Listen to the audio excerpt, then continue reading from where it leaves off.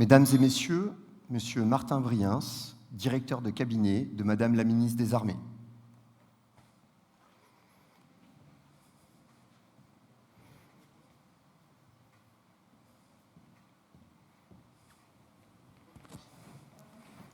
Je ne sais pas, mais j'ai vu tout. Donc, c'est une sorte de régisseuse, sûrement.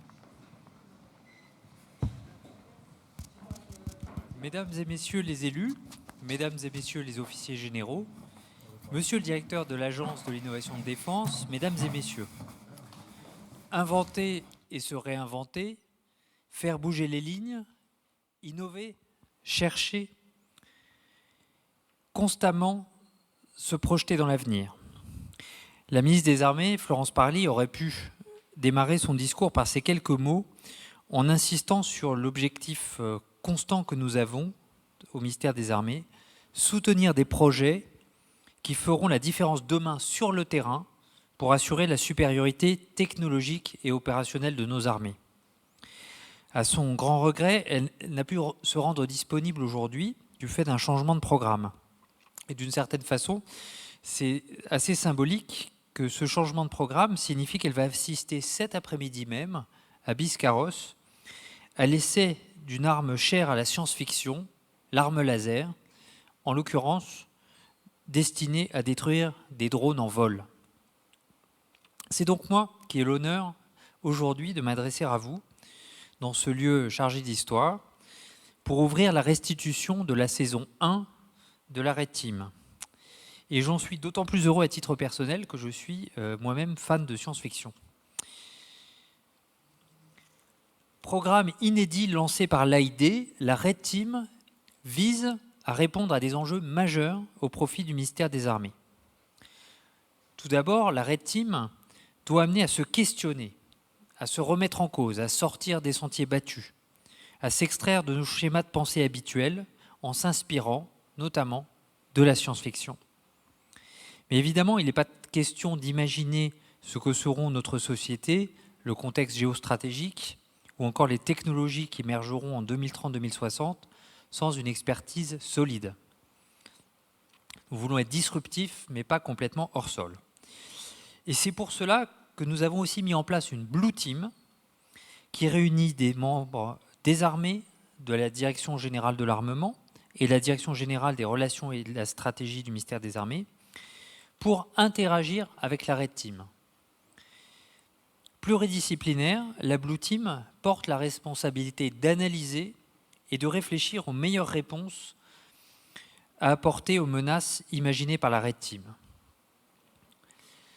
Pour nous aider à faire face aux nouveaux virages technologiques, économiques, sociétaux, mais également éthiques de ce siècle, nous nous devons de partager nos réflexions au-delà des frontières classiques des armées.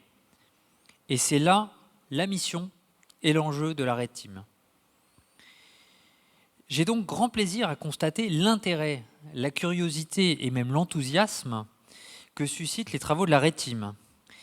Tout particulièrement dans ce cadre, ce théâtre du Trianon qui a été construit à la fin du XIXe siècle. Et vous savez sans doute que cette fin du XIXe siècle, ça a été une période extrêmement riche et propice qui a vu naître de nombreux ouvrages mythiques de l'univers de la science-fiction. Qu'il s'agisse d'Herbert George Wells, qui imaginait la machine à explorer le temps, ou l'existence d'extraterrestres dans la guerre des mondes, évidemment de Jules Verne, avec ses romans tous plus extraordinaires et visionnaires les uns que les autres. Mais je citerai aujourd'hui Auguste de Villiers de l'Isle-Adam, qui esquissait le premier robot Android en 1886, dans l'Ève future. Et il y fera notamment dire à l'un de ses personnages principaux « Je suis celui qui ne sait rien, qui devine parfois, qui trouve souvent, qui étonne toujours. » Étonner toujours, ce pourrait être la devise de la Red Team, qui a fait ses premiers pas officiels en décembre 2020 lors du Digital Forum Innovation Défense. Et c'est à cette occasion qu'avait été présentée la saison 0 de la Red Team. 0, mais déjà très riche et prometteuse. Et je me rappelle qu'un des scénarii qui s'appelait Barbaresque 3.0, mettait en lumière des points de rupture troublants en lien avec le tout numérique. On y observait, dans un conflit qui prenait sa source au milieu d'une mer Méditerranée traversée de navires autonomes, l'émergence d'un piratage des esprits et d'outils extrêmement poussés de manipulation de l'information et qui conduisaient notamment à des deepfakes vraiment très, très redoutables. Et c'est à partir d'une analyse précise de ces menaces et de l'anticipation que nous faisons de leur dangerosité qu'un projet à l'approche inédite et dont le contenu est confidentiel et va probablement le rester, mais qu'un projet a été lancé. Ce projet s'appelle Myriade et il est directement issu des réflexions de la saison 0. Et ça nous permettra, à nous, ministère des Armées, d'explorer et renforcer notre capacité à agir, notamment dans le cadre de conflits hybrides et d'un concept nouveau, la guerre cognitive. Alors maintenant, nous allons aujourd'hui assister à la restitution de la saison 1, qui lui a succédé à partir de janvier 2021, sous l'orientation des sous-chefs plans et opérations de l'état-major des armées, de la DGA et du directeur de l'Agence de l'innovation de défense et de la directrice générale des relations internationales et de la stratégie. Donc la Red Team s'est réunie de nombreuses fois, elle a énormément échangé, parfois elle a partagé aussi des doutes, voire des désaccords, elle a travaillé dur et, ce faisant, ouvert de nouvelles voies et des questionnements extrêmement productifs dans une atmosphère, je crois, de liberté et de création. Et en même temps, elle a pu aussi visiter, prendre connaissance d'un certain nombre de réalités de nos armées aujourd'hui, puisqu'elle s'est rendue dans un centre d'entraînement au combat de l'armée de terre. Elle a pu découvrir les différents systèmes et véhicules du programme Scorpion, qui était vraiment le symbole du combat connecté. Elle s'est immergée aussi dans l'activité opérationnelle d'une base aérienne. Elle a pu approcher l'avion de combat Rafale, ainsi que nos dispositifs de lutte informatique cyber. Pour mieux comprendre et saisir les défis actuels et à venir de nos armées, elle a également pu échanger avec les femmes et les hommes qui font chaque jour la défense de notre pays, des soldats et des agents engagés, professionnels et courageux. Lors de son intervention le mois dernier à Vivatech, il y a quelques semaines, le président de la République a constaté que la France est un pays de créativité. Et la Red Team en témoigne directement. C'est vraiment un concentré de cette créativité. Et nos auteurs, nos scénaristes, nos dessinateurs de science-fiction sont à la fois des éclaireurs et des agitateurs de la défense du futur. Leurs travaux ont interrogé, parfois même inquiété. Et c'est vrai que parfois le monde qu'ils dessinent est un monde très préoccupant. Mais ils nous ont aussi confortés dans la conviction que pour répondre au conflit de demain, qui est notre préoccupation de tous les jours, nos armées doivent être prêtes à pouvoir riposter dans tous les champs de conflictualité, qu'ils soient matériels et immatériels. Donc non seulement dans le champ des réalités, mais aussi dans celui des perceptions, où nous apprenons de plus en plus qu'elles peuvent être manipulées. Des réponses aux menaces imaginées par la Red Team ont été étudiées très sérieusement par les équipes du ministère des Armées. Dans certains cas, notre réflexion sur certains sujets, sur certains programmes, a pu être adaptée ou stimulée. Ce qui a montré qu'au-delà de la science-fiction, existe une réalité concrète, capacitaire et opérationnelle. Et je pense par exemple aux travaux qui ont commencé, après leur lancement l'année dernière, sur le porte-avions de nouvelle génération qui entrera dans la marine vers 2038. La Red Team Défense apporte également une vision qui sort du simple cadre militaire. On y traite aussi d'environnement, de philosophie, de questions de géostratégie, économique, sociale, culturelle. C'est pour cela que c'est un véritable laboratoire d'idées et de compréhension des menaces et risques systémiques qui nous guettent et s'attaquent de manière globale à la résilience de notre pays. Et de notre point de vue, cette approche est vitale pour mieux imaginer les champs d'action de nos armées et explorer, dans une conception tout à fait novatrice et parfois disruptive, la libération des possibles. Je dois dire que les membres de la Red Team, dans la réalisation de cette saison 1, nous ont donc souvent surpris. Et il est clair aussi qu'ils ne nous ont pas ménagés. Et c'est ce qu'on attend d'eux. Justement, sortir de nos zones de confort et de nos conceptions habituelles. Pour rendre palpable et faire vivre les menaces de demain, les équipes techniques de la Red Team Défense, à qui je voudrais rendre hommage ici également aujourd'hui, ont mobilisé plusieurs studios de création français, des professionnels de l'édition et de la réalisation audiovisuelle, ainsi que des experts de l'animation immersive. Et vous allez voir tout à l'heure le résultat de leurs travaux qui sont impressionnants. Les terrains académiques et de la recherche ont également été fortement mobilisés, notamment autour de l'université Paris Sciences et Lettres, que je voudrais saluer et remercier aujourd'hui, pour renforcer et crédibiliser les récits qui ont été réalisés. Et je voudrais vraiment souligner cet apport essentiel des mondes de la culture et de la recherche. Et c'est vraiment en mélangeant toutes nos approches, à la fois opérationnelles, scientifiques, mais aussi culturelles, littéraires, etc., qu'on peut avoir à la fois des idées nouvelles et également apprendre les uns des autres. Et la richesse et la portée des travaux de la Red Team Défense ne sauraient être complets sans cette association très vertueuse entre les sciences et les arts. Alors, une partie des scénarios que vous allez découvrir cet après-midi sont empreints de ces univers qui dépassent le simple angle technologique et investissent aussi l'humain, la psychologie et nos sociétés dans toute leur complexité.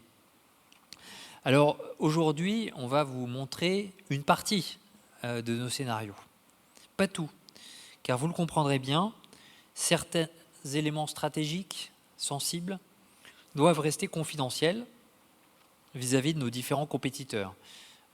Maintenir l'avantage, maintenir la supériorité, c'est aussi parfois ne pas tout dire. Et nous ne voulons pas ni révéler l'orientation de nos efforts les plus critiques, ni nos faiblesses, même si le programme Red Team Défense, et c'est vraiment tout l'intérêt de la réunion d'aujourd'hui, s'inscrit dans un dialogue inclusif et ouvert à la société civile. Et de ce point de vue-là, d'ailleurs, tous les commentaires, toutes les idées, toutes les remarques que vous pourriez faire seront utiles pour nourrir encore notre travail. Dans quelques instants, vous allez donc être projetés dans deux thématiques qui ont pour objectif de questionner nos moyens de défense et qui nous éclairent dans l'orientation de nos efforts d'innovation. D'une part, le risque de transformation du réel qui peut s'immiscer au sein même de nos sociétés.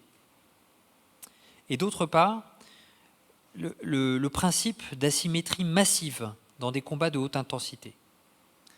Donc ces deux thèmes sur lesquels la Red Team a travaillé et que la Blue Team a challengé sont deux sujets que nous avons choisi de partager avec vous aujourd'hui.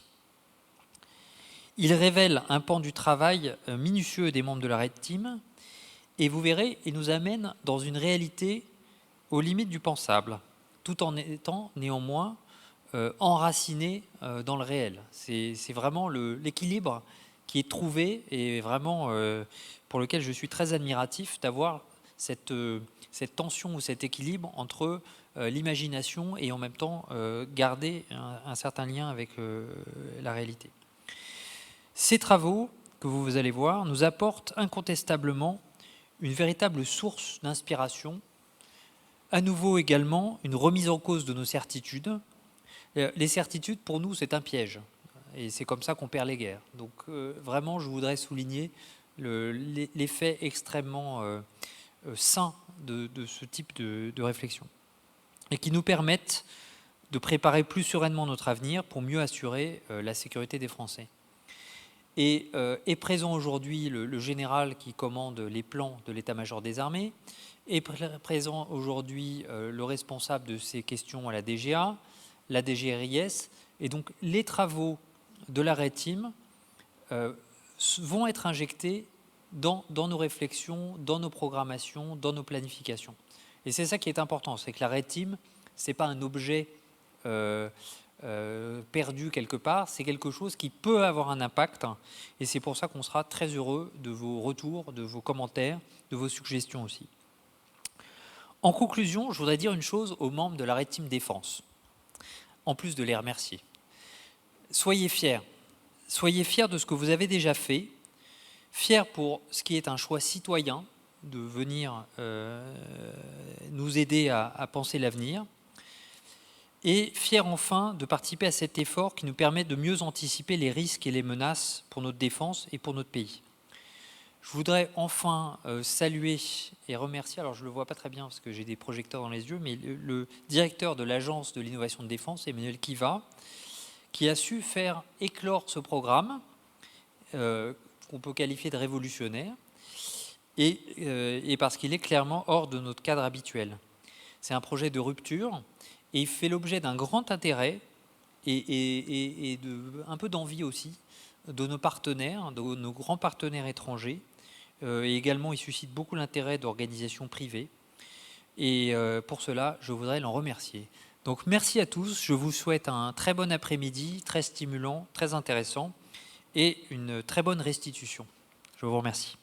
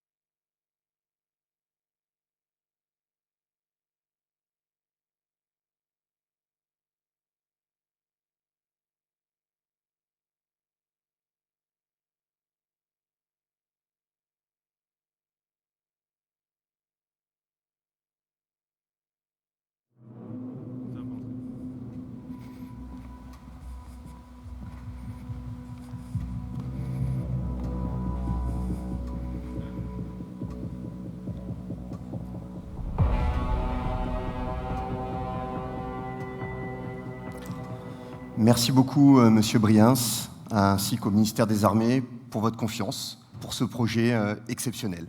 Alors, nous sommes très heureux aujourd'hui d'être de nouveau devant vous, cette fois-ci avec une chance d'être en physique et en distanciel, pour pouvoir vous présenter ces 2 nouveaux scénarios sur lesquels la Red Team a travaillé depuis un peu plus de 6 mois, depuis le Forum Innovation Défense. Alors, vous le savez, cette Red Team est composée uniquement d'auteurs, de scénaristes et de dessinateurs de science-fiction. Et c'est là que notre rôle intervient, Université Paris Sciences et Lettres, et bien pour nourrir, pour alimenter la créativité de ces auteurs, tout en leur permettant de rester dans un cône de vraisemblance. L'objectif est de pouvoir leur donner accès aux meilleurs scientifiques, experts, sociologues, anthropologues, biologistes, acteurs du monde socio-économique, pour leur permettre de crédibiliser les scénarios que vous allez voir aujourd'hui. Alors, bien évidemment, vous l'avez entendu, il n'est pas possible, pour des raisons de confidentialité, de tout dévoiler, mais les équipes ont fait un travail exceptionnel de décontextualisation, d'affinement, d'adaptation, pour vous donner le meilleur rendu aujourd'hui. Vous l'avez compris, ces situations, ces personnages et toutes les personnes ou les situations que vous allez voir dans les prochaines heures sont évidemment fictifs et toute ressemblance avec des individus ou des situations serait fortuite. Un court moment d'échange est prévu à la fin de cette séquence aujourd'hui. Nous pourrons prendre des questions sur le chat, sur Twitch. Et je vous propose, sans plus attendre, de découvrir ensemble ces 2 scénarios.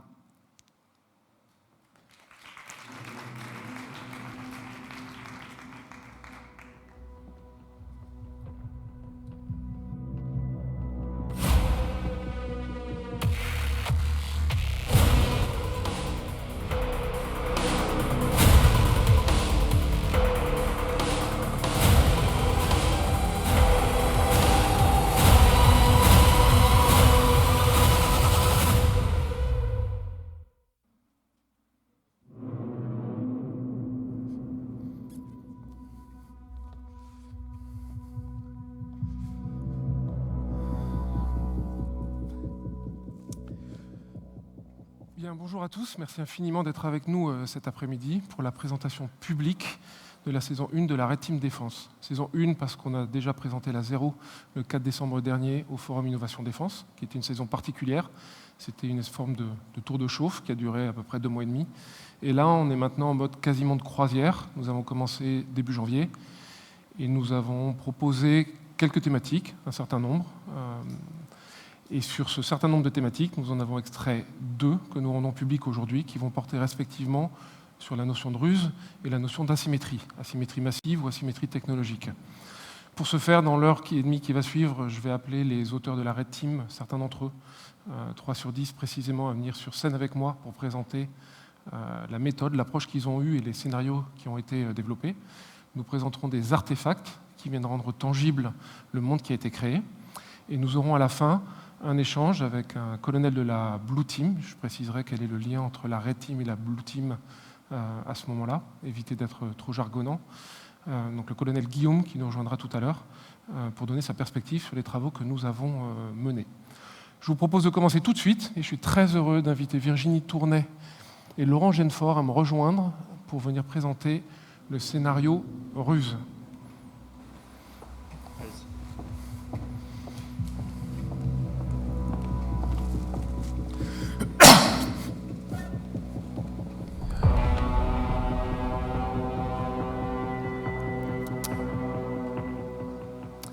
Virginie Tournay, bonjour. Bonjour. Laurent Genefort, bonjour. Je suis très heureux d'être avec vous. On est en train de finir une grosse boucle de travail. Il y a eu énormément d'efforts qui ont été mis en place pour arriver là où on en est. On est parti de la ruse. La manière dont on travaille, c'est qu'on s'immerge. On va avoir des experts, la Purple Team, la Blue Team ou d'autres experts civils. On s'est posé beaucoup de questions et puis on s'est dit, tiens, le numérique paraît être un véritable enjeu de la ruse. C'est un peu une forme d'évidence, mais on a essayé de tirer la chose le plus loin possible. Et concrètement, vous avez créé un monde qui est un peu extrême, où l'information est massive et amène à des formes de manipulation assez agressives. Tout à fait, Nicolas. L'objectif de notre scénario est d'accentuer la numérisation de toutes les composantes de la société, de sorte que l'on ne sache plus vraiment ce qui relève de la manipulation et ce qui relève de la réalité. Nous sommes dans une guerre cognitive, une guerre d'influence. L'ennemi est hybride, Il est également multipositionné. Il va de groupes organisés, dépendants ou non d'États hostiles, à des concitoyens manipulés. Donc ces motivations sont multiples et en conséquence, la stratégie de réponse ne peut pas être unidimensionnelle, elle doit se situer à plusieurs niveaux de l'espace et du temps. Peut-être juste un mot avant qu'on rentre dans le vif du sujet. L'approche qu'on a dans ces scénarios, c'est une forme d'expérience de pensée. On utilise la fiction comme un laboratoire. Peut-être dire un mot sur ça ? Oui, tout à fait. On peut dire que la fiction, est d'une certaine manière, va jouer le rôle d'un laboratoire social pour expérimenter ce que deviennent les menaces dans un monde où les règles du jeu civil sont radicalement transformées. Très concrètement, on va le dérouler juste après, mais il y a une hyper-numérisation dans cet univers-là. Quelles sont les conséquences pour les militaires ? Alors, les objectifs militaires doivent tenir compte de deux phénomènes différents qui sont liés à cette hypernumérisation globale. Tout d'abord, il s'agit de relever le défi de la saturation de l'information sur le terrain.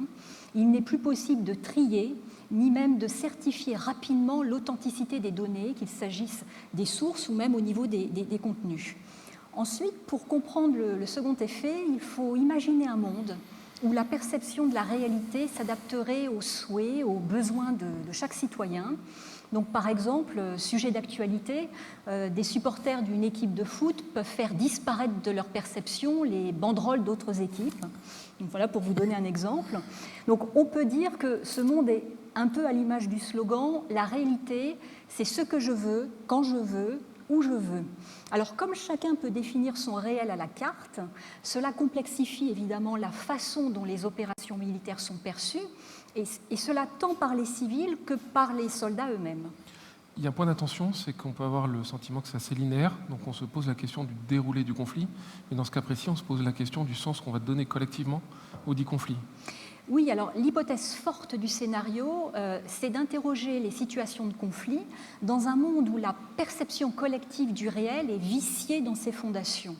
Mais surtout, cette altération de la réalité a pour caractéristique d'être collectivement consentie. Et elle peut même être parfois soutenue par les pouvoirs publics quand elle va favoriser le lien social. Donc la difficulté, c'est qu'il n'est pas toujours facile de savoir à quel moment cette altération du réel est susceptible de créer un conflit qui va porter atteinte aux intérêts collectifs. Après avoir construit ce contexte-là, nous nous sommes demandé dans quel type d'opération concrètement on pouvait appliquer ce type de manipulation. Et on en a tiré un ou deux. Alors, en fait, on a mis en scène une opération urgente de rapatriement de ressortissants nationaux depuis un territoire fictif où règne en fait cette hyper-numérisation. Et dans cet univers, l'armée est confrontée à différents types de leurres qui l'obligent à devoir, entre guillemets, sécuriser le réel. Alors, par sécuriser le réel, on entend en fait le fait qu'elle doit certifier en continu les informations qu'elle reçoit de son environnement. Alors, elle rencontre différents types d'épreuves, 3 types d'épreuves qui jouent sur cette certification de la réalité. Lesquelles ? Alors, la première est une attaque biologique que l'on ne parvient pas à caractériser immédiatement et elle a lieu dans un contexte sanitaire qui est déjà perturbé par une crise environnementale. Dans la deuxième, l'armée française est confrontée à de fausses informations qui se répercutent sur la façon dont son action est elle-même perçue. Et enfin, la troisième épreuve est structurelle. Il s'agit des dépendances numériques de la population civile, qui comprend évidemment celle des ressortissants. Et donc, les ressortissants sont chacun pris dans leur bulle de réalité, ce qui complique singulièrement leur rapatriement. Merci beaucoup. Quand nous travaillons sur ces scénarios, nous portons une attention particulière à la création d'artefacts qui racontent et qui viennent incarner ces éléments-là. Je vous propose de regarder le premier d'entre eux, qui est un résumé de ce que nous allons vous expliquer et détailler juste après.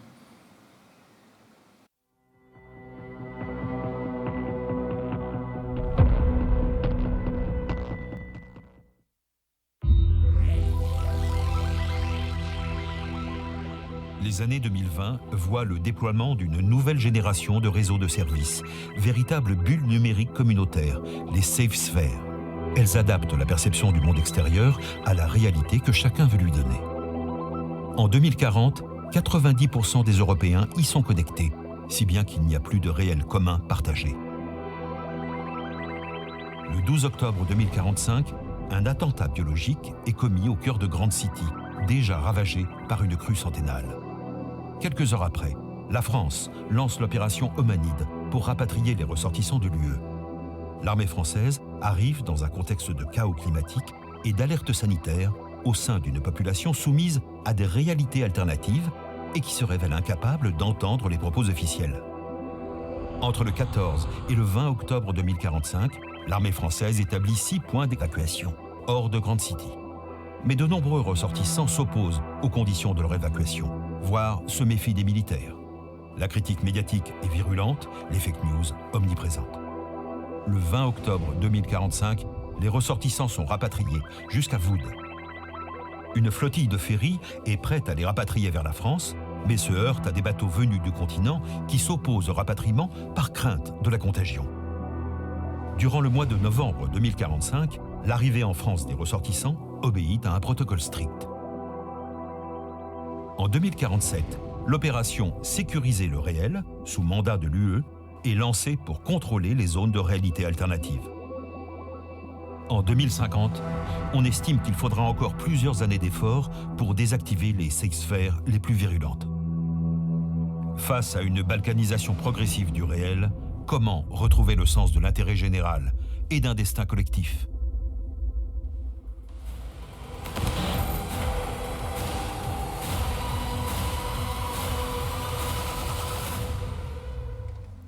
Donc dans le processus de création du scénario, quand la notion de safe sphere est arrivée, c'était un moment un peu fort, structurant, où on s'est dit, bon, on va raconter l'histoire d'une guerre cognitive, littéralement, et informationnelle. Donc Laurent, peut-être préciser ça. Oui, en fait, ce qu'on a fait, c'est imaginer ce que pourrait être un théâtre d'opération quand le rapport à la réalité de population entière est complètement bouleversé. Et surtout quand il n'y a plus un seul et même réel partagé. L'armée française, du coup, doit tenir compte de ce paramètre dans l'exfiltration de ses ressortissants. Pour accroître la difficulté, sinon c'est pas drôle, le rapatriement a lieu en contexte urbain, donc au cœur des populations, dans une panique générale où se mêlent crise sanitaire et catastrophe environnementale. C'est une opération qui a un nom, c'est l'opération Omanide. Omanide. L'opération consiste à exfiltrer puis à rapatrier près de 200 000 ressortissants en à peine 15 jours. C'est d'autant plus difficile à mener qu'une part importante de la population vit dans ces bulles de réalité alternative que nous avons appelées les safe sphères. Ça se prononce mieux sur le papier. Ça signifie que les messages officiels circulent très mal et sont reçus différemment selon la safe sphère concernée. Donc les autorités publiques ne sont plus prises au sérieux et il y a un véritable défi de communication politique. Le champ perceptif de la population est complètement modifié. La frontière entre le théâtre des opérations et la sérénité de la vie civile n'est pas claire pour tout le monde. Merci beaucoup. Quand on a traité le scénario, on s'est évidemment posé une question en se disant finalement il y a des autorités de régulation, des télécoms, il y a des câbles, on peut tout simplement essayer de couper la safe sphère en coupant littéralement, physiquement, un artefact.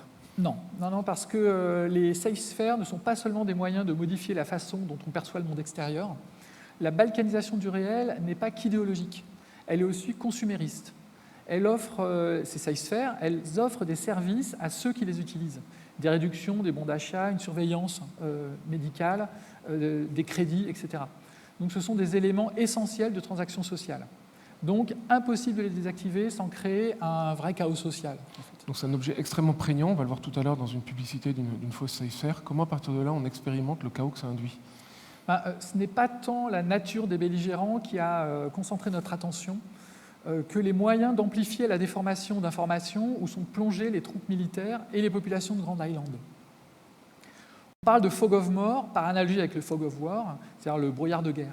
Les moyens de perturber les opérations passent par deux choses. D'abord, le piratage de réseaux de communication, l'utilisation de leurres sensorielles, un truc purement vraiment tactique. La diffusion de propagande, en deuxième lieu, de fausses menaces pour disperser les troupes. En fait, il est surtout intéressant de noter que la portée des menaces concerne autant la perturbation de l'action militaire en tant que telle que celle de l'image sociale de son action. C'est d'autant plus marqué que la safe sphère est un outil de captation de l'attention très bien inséré dans le tissu social. Ce qui est compliqué quand on écrit un scénario comme ça, c'est de se dire finalement quel est l'impact réel, quel serait le ressenti individuel, incarné, entre guillemets, de ce type de safe sphère. Donc je vous propose tout simplement de le découvrir et de regarder la vidéo d'une rapatriée qui raconte ce qu'elle a vécu. Pardon, une publicité de la SafeSphere en l'occurrence, pardon. De toutes ces infos, de toutes ces pubs, de tout ce vacarme numérique, vous avez toujours rêvé de voyager dans le temps, de vivre à une époque moins frénétique. Avec la nouvelle appli Rétro Paris, arpentez le beau Paris paisible du tournant du millénaire. Au sein du confort de votre SafeSphere préféré, revivez le passage à l'an 2000 et promenez-vous dans les rues de Montmartre vidées par le confinement de 2020. Rétro Paris, l'appli de voyage qui rajeunit. Carte interactive, 50 dates clés, 300 filtres et avatars disponibles. Donc on voit à quel point ça a un impact fort sur la sensorialité individuelle et on va voir plus tard comment ça se passe dans le cadre du rapatriement.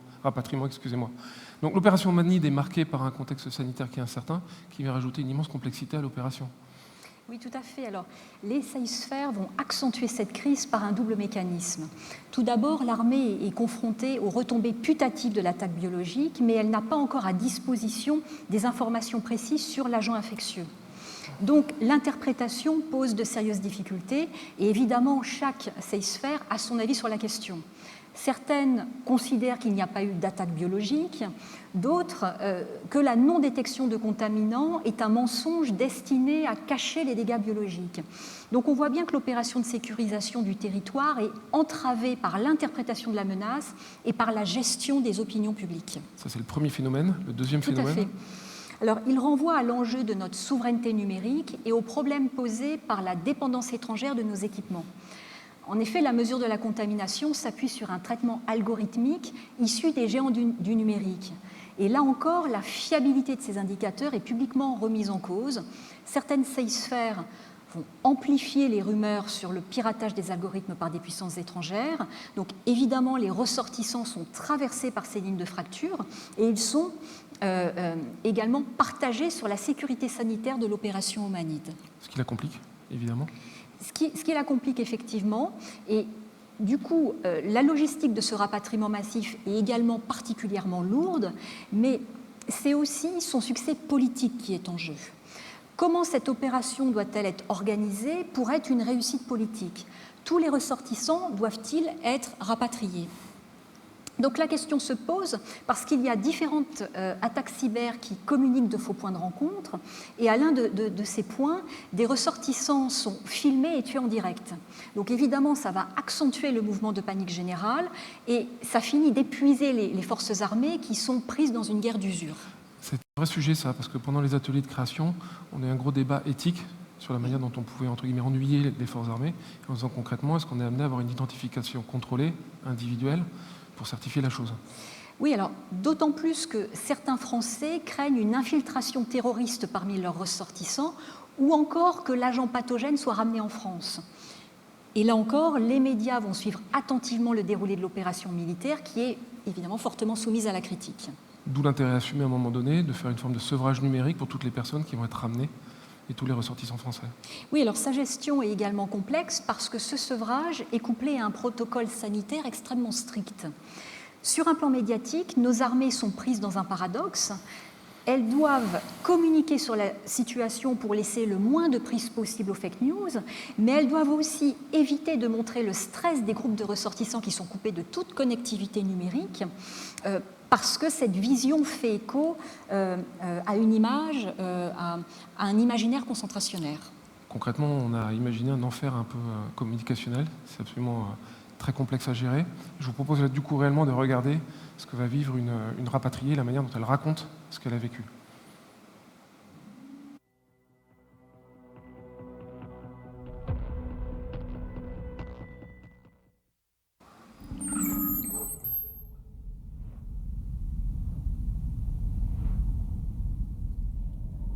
J'ai tout perdu. Tout. Même mon Quartz Wallet. Mes comptes, mes données, mes avatars, mes e-papiers, tout. Mais pas à cause de la crue, non. La crue, c'était infernal.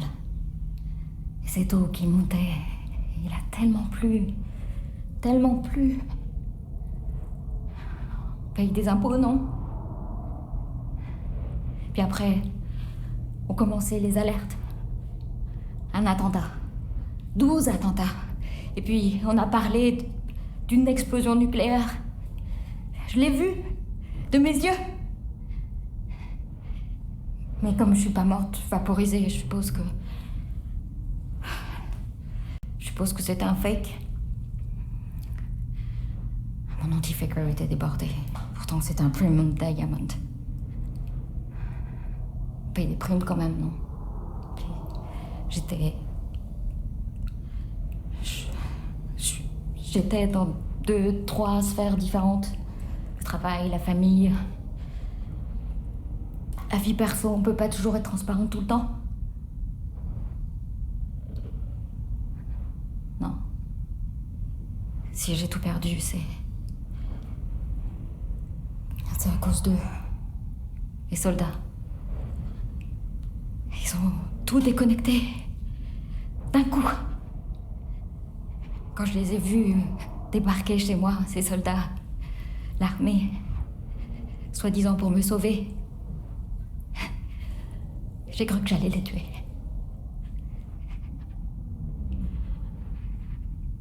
On paye des taxes. Pourquoi? Dites-moi pourquoi.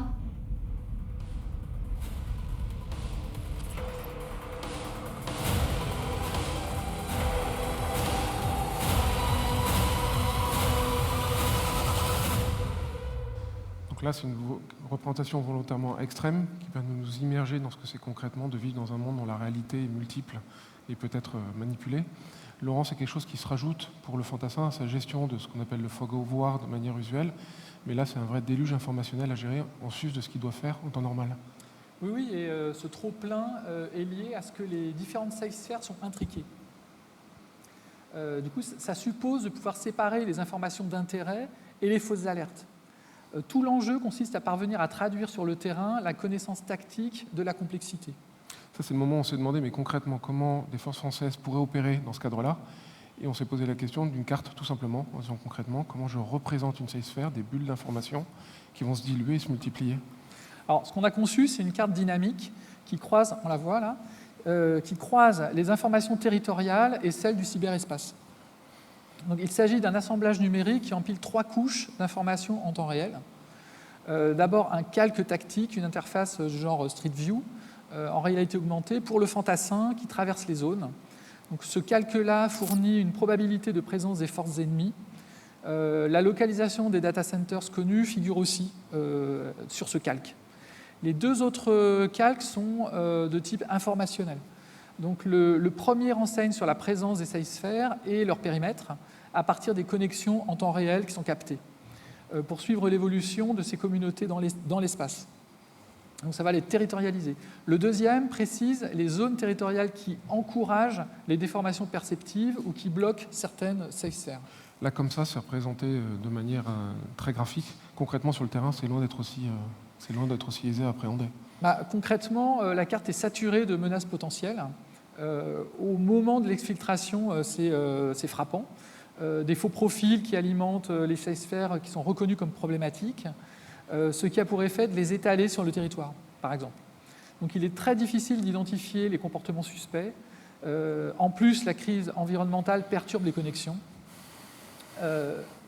Exemple, un regroupement massif d'individus au sein d'une safe sphère, à un moment donné, peut allumer des alertes sans que ça ne soit une vraie menace. En fait.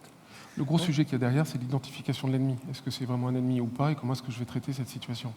Oui, voilà, dans la majorité des cas, la carte dynamique ne détermine pas de façon irrévocable la présence ou non de l'ennemi. En fait, c'est un nœud, il faut comprendre ça.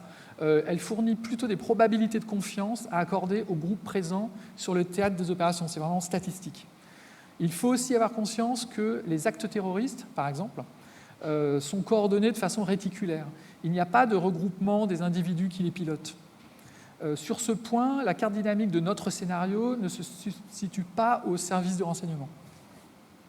La capacité à sélectionner les données pertinentes dans le fog of war est un enjeu central. La carte ne diminue pas l'incertitude de terrain, mais elle permet au moins de l'organiser. Merci Laurent. Ce que je vous propose est de regarder concrètement un débrief d'une fantassin qui rentre de l'opération et qui raconte ce qu'elle a vécu dans sa gestion des safe sphères.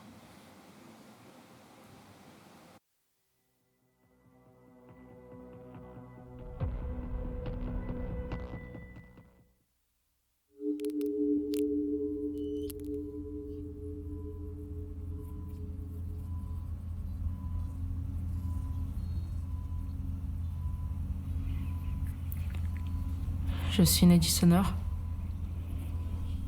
sous-officier de l'armée de terre. Je suis rentré de l'opération Manide. 3 semaines d'enfer.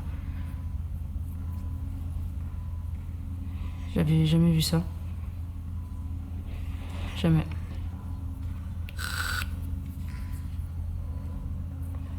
C'était le chaos. C'est toujours le chaos. Mais là, en plus du virus, de la crue, des civils en panique, des milices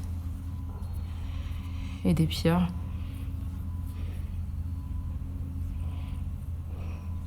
Il y avait des essais de drones comme on n'avait jamais vu. Et cette horreur de fog informatif.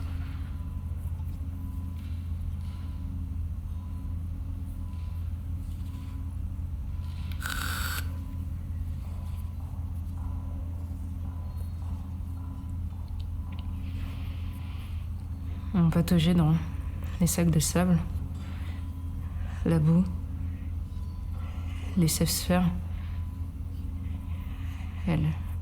Elles se croisaient dans mon regard. Il y en avait 1, 2, 12. Elles balançaient des alertes, des fakes et même des pubs. J'ai vu une pub pour la Grande Barrière de Corail. C'était au-dessus d'un charnier, dans le Grand Est. Et il y avait des tortues-lyres. Elles pataugeaient dans l'eau de la Timide. Elle était rouge sang.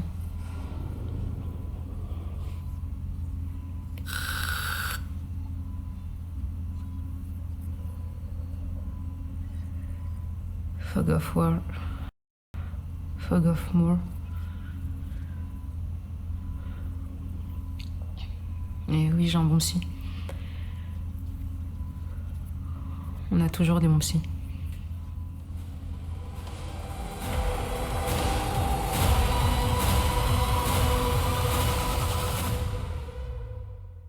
Virginie, ce qu'on a essayé de montrer, c'est déjà d'incarner évidemment la complexité de la gestion des safe spheres, l'impact que ça a pour un civil comme un militaire. Mais ce qui est important dans ce scénario, finalement, c'est que le changement structurel du terrain de jeu civil a un impact sur les conflictualités futures. Oui, tout à fait. Alors, je ne sais pas si on peut vraiment parler de leçons concernant ce scénario, mais il nous a conduit à 3 axes de réflexion. Le premier axe met l'accent sur le défi des menaces à hiérarchiser dans un contexte de fog of war. Il faut évaluer le pouvoir de nuisance des menaces, mais au-delà, il s'agit surtout d'admettre leur caractère hybride. Ça peut être une image, une propagande qui va conduire à des comportements collectifs de panique. Donc elles sont hybrides au sens où elles peuvent se situer en deçà du seuil de ce qui est généralement considéré comme une guerre. Ça, c'est un vrai débat qu'on a eu pendant la création du scénario, parce que les forces armées françaises, quand elles interviennent, elles ont des règles d'engagement. Donc la définition d'un hostile en tant que tel est clé. Donc est-ce que ça suffit de définir une intention hostile ? Est-ce qu'on peut le faire dans le cadre de ce scénario ? Alors malheureusement, ce n'est pas un critère suffisant et c'est vraiment toute la difficulté si on essaye d'objectiver la menace dans un contexte où l'information est complètement dérégulée. D'où notre deuxième axe de réflexion. La menace n'est pas nécessairement intentionnelle. On peut avoir des perturbations environnementales qui vont rendre très difficile l'identification de comportements suspects, comme on a pu le voir, mais il peut aussi s'agir de désaccords interprétatifs dans le champ civil sur l'attaque biologique. Et là, le problème est que ces désaccords vont retentir sur l'image de l'action militaire elle-même. Donc la menace est nécessairement hybride, elle est beaucoup plus difficile à caractériser dans un monde qui est peut-être aussi notre monde d'aujourd'hui, qui est un monde interconnecté. La question globale, c'est est-ce qu'on peut sécuriser, est-ce qu'on doit sécuriser ce réel ? Excellente question. Le point sur le sevrage numérique est ici central et c'est vraiment notre troisième axe de réflexion. D'un côté, les safe spheres sont des échappatoires du monde réel, mais de l'autre, c'est aussi, d'une certaine façon, un liquide amniotique où vont transiter les données sociales, économiques, médicales. Donc, elles donnent des possibilités infinies de développer du lien social et de nouvelles formes de travail. Donc, comment éviter la balkanisation du réel et surtout, à partir de quel moment cette balkanisation du réel est-elle susceptible de porter atteinte aux intérêts communs? Vaste question. Merci beaucoup. On arrive à la fin de la présentation de ce premier scénario. Donc, je vais inviter Virginie et Laurent à sortir. Merci beaucoup. Et je vais appeler Romain Lucaso à venir. Ils vont revenir dans 2 minutes.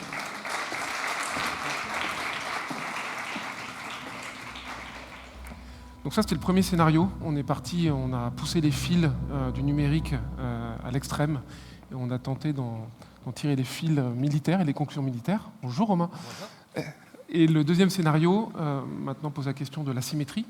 Et la question qui était induite derrière pour nous était de dire dans quelle mesure est-ce qu'on peut mettre à mal les forces françaises en les mettant en situation d'asymétrie négative, donc dans une situation où l'asymétrie technologique n'est pas en notre faveur. Donc Romain Lucaso va être mon sparring partner pour la partie de cette présentation que toute la Red Team a portée. Premier élément peut-être de cadrage, Romain, vous présentez, et c'est assumé, l'histoire comme étant un peu un conte avec des pays un peu fantasmagoriques, voire on revient sur du classique par moment, mais ça on va en reparler dans quelques minutes. Exactement. C'est une manière de dire que la géopolitique concrète du scénario est moins importante que les enjeux technologiques qui sont sous-jacents. C'est un scénario extrêmement ancré sur des dimensions de prospective technologique et qui se fonde sur les enseignements de faits technologiques qui sont en cours de développement, voire en cours de déploiement. On en tire une conclusion qui est celle qu'une rupture majeure est possible dans l'art de la guerre, qu'on met en scène évidemment dans ce scénario assez imaginaire. Alors, de quoi est-ce qu'on est en train de parler? À horizon 2040, un certain nombre de nouveautés vont venir percuter le paradigme de la guerre tel que nous en héritons du XXe siècle. Et ce paradigme de la guerre, c'est celui qu'on connaît depuis les années 1940, c'est celui de la guerre de mouvement, où en gros, vous gagnez si vous êtes capable de concentrer en un point donné une puissance mécanique supérieure en nombre et en capacité de manœuvre face à l'adversaire. Et la puissance mécanique, c'est 3 choses. Traditionnellement, c'est la chasse aérienne, c'est des blindés lourds et c'est des véhicules de troupes blindées. C'est important ce point, je vais prendre 1 minute là-dessus. La Red Team est une équipe d'auteurs de science-fiction, et là on a eu un parti pris qui était volontaire, qui était de se dire finalement on sent les prémices actuellement de choses qui frétillent autour de ce que vous venez de décrire. Et on a tiré ces fils-là sur des bases technologiques naissantes, voire sur des conflits qui ont pu avoir eu lieu dans les 2 dernières années. C'est ça, c'est à la fois des bases technologiques qu'on connaît tous maintenant parce qu'elles sont très documentées, et dont on va parler, mais aussi des choses qu'on peut observer sur un certain nombre de conflits régionaux des dernières années, des toutes dernières années. Alors je vais citer 3 choses principalement. D'abord, c'est le développement des drones légers, qui sont peu coûteux, mais qui sont capables de saturer l'espace juste au-dessus du sol, un espace qui jusqu'ici était assez peu occupé, à part par les hélicoptères, et qui rendent du coup, on le voit dans certains conflits en ce moment, l'offensive, qui est fondée historiquement sur la concentration des troupes, risquée, première chose. Deuxièmement, avec le déploiement de capacités d'observation renouvelées, c'est les drones d'observation, les satellites espions en grande quantité, on voit que se développe la capacité à frapper à très grande distance et de façon dangereuse, c'est-à-dire précise. Et donc là, les technologies hyper véloces, tout ce qui est de l'ordre de la propulsion permettant d'aller jusqu'à Mach 8 ou Mach 9, deviennent une espèce d'épée de Damoclès permanente au-dessus du champ de bataille. Et dernier point, face à tout ça, la capacité d'interception, c'est-à-dire la défense, elle monte en puissance. Il y a des exemples effectivement récents, mais elle est complexe à mettre en œuvre, elle est très coûteuse et elle est consommatrice d'énergie et donc peu mobile. Et donc dans un tel contexte, l'offensive devient coûteuse, parce qu'elle est complexe effectivement. Mais les nations investissent massivement dans des capacités de protection, et donc nous on invente effectivement un scénario où tout ça se cristallise dans un concept qui est celui d'hyperforteresse. Donc on remet sur la tête à l'envers le paradigme actuel du combat, et on vient quasiment à Vauban, au précaré de Louis XIV. C'est assez étonnant pour de la SF. C'est ça, c'est Vauban avec de l'informatique. Et j'insiste là-dessus, Vauban plus l'informatique, ça donne les hyperforteresses. C'est un monde où la capacité informatique devient vraiment le facteur primordial. Et ça change complètement l'art de la guerre, ça change la manière dont on fait la logistique, etc. La capacité de traitement de la donnée et d'utilisation de systèmes d'information de plus en plus complexes, ça devient effectivement l'élément clé de l'art de la guerre, avec d'autres éléments quand même, la maîtrise de l'espace, l'articulation avec les populations locales, et donc on explore vraiment un nouveau paradigme de la conflictualité au XXIe siècle. Pour détailler tout cela, je vous propose de regarder une première vidéo qui va nous poser les jalons de l'histoire à venir.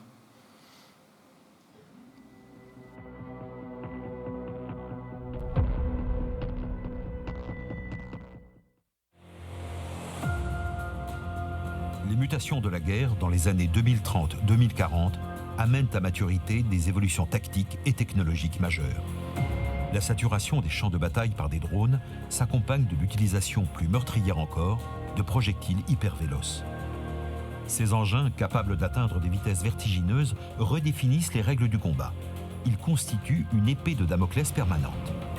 Afin de s'en protéger, les belligérants développent des dispositifs de défense sophistiqués dans lesquels systèmes de détection et de protection s'entremêlent. À la fin des années 40, ce réseau de technologie a un nom, l'hyperforteresse. Tout cela a cependant un coût. Ces solutions de défense sont trop énergivores pour être mobiles et la prééminence de la guerre de mouvement est remise en cause. C'est dans ce contexte qu'en 2037, après une longue période d'instabilité, l'impérieuse cité de Troie voit arriver au pouvoir un groupe d'officiers nationalistes. Face à cette menace, les Ioniens et les Thraces se réarment, avec l'appui de Carthage, qui investit lourdement dans son programme Salammbô, visant à doter la frontière orientale de l'Europe d'un réseau impénétrable d'hyperforteresses. En 2043, l'avancée des troupes troyennes, d'abord victorieuses, permet d'enfoncer un coin entre les armées ioniennes et thraces. Sur mer, les Troyens réussissent à percer l'hyperbouclier du vaisseau amiral carthaginois, le général Hasdrubal. Assoiffés de revanche, Ioniens et Thraces décident en 2046 de lancer une contre-offensive qui se brise sur le réseau d'hyperforteresses troyennes. Sur la ligne de front, un no man's land se forme. En 2047, le conflit est gelé et une guerre d'usure menace. Près d'une décennie de blocage s'ensuit jusqu'en 2056. Les belligérants cherchent alors à reprendre l'ascendant. Les Troyens mènent des campagnes de cyberattaques et de sabotage, cherchent à infiltrer des combattants dans les zones sécurisées des hyperforteresses et lancent des opérations spéciales depuis la mer. Leur énergie se concentre sur un point stratégique, l'hyperforteresse de Dionysopolis, au sud du pont Euxin.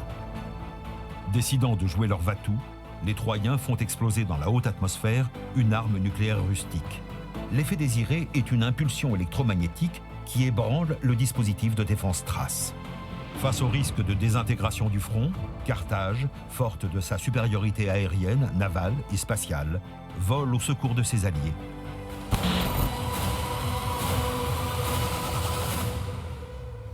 Ce qui est bien avec ce scénario, c'est que j'ai pu réviser mes grands classiques, d'Ecbatane à Knossos. Exactement. On s'est donné beaucoup de mal pour inventer ce qu'on appelle en science-fiction une uchronie ou un monde alternatif qui nous a aussi donné de la liberté pour explorer un certain nombre de tendances sans se préoccuper de réalités géopolitiques problématiques.